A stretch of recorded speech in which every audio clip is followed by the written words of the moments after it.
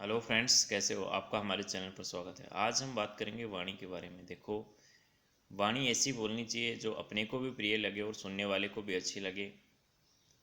जीभ ऐसी चीज़ है, अपनी वाणी ऐसी चीज़ है जिसमें खुद हड्डियां नहीं तोड़ती, लेकिन अगर आप खराब वाणी बोलते हैं तो आपकी सारी हड्डियां तोड़वा सकती है। वाणी के द्वारा आप जग में भलाई प्राप्त कर सकते हैं। वाणी के द्वारा ही आप जग में अपमानित हो सकते हैं। अगर आप अच्छा बोलते हैं, आप प्रिय बोलते हैं, तो आप जगत में मान सम्मान प्राप्त करते हैं। लेकिन अगर आप जब भी मुंह खोलेंगे आप बुरा ही बोलेंगे, तो आप जग में अपयश का शिकार होते हैं। यानी कि आपको जग में मान सम्मान दिलाने का और अपयश दिलाने का दोनों ही काम वाणी के द्वारा होता है। इसलिए अपनी वाणी को हमेशा शुद्ध बोलिए, अच्छी बोलिए, अच्छा बोलिए।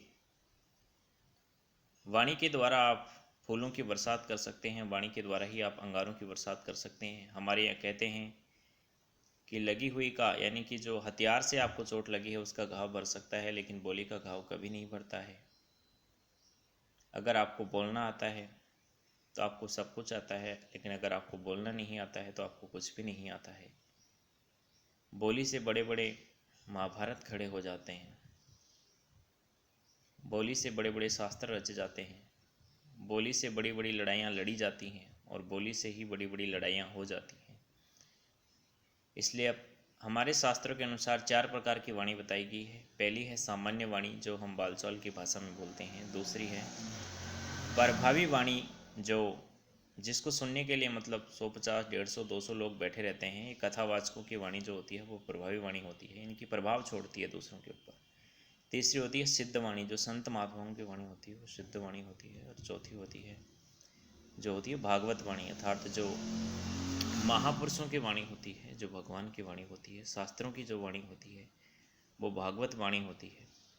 4 प्रकार की बोलियाँ, ये वाणियाँ हमारे शास्त्रों के अनुसार बताई गई हैं। इसलिए आपको बोलने की कला में अगर माहिर होना है, सिद्धस्त हासिल करनी है, तो इन चारों प्रकार की वाणियों को बोलने का अभ्यास करना चाहिए, ताकि आपकी ज़िंदगी में सफलता हासिल हो सके और दिन दुनी रात चौगुनी तरक्की हो सके। धन्यवाद।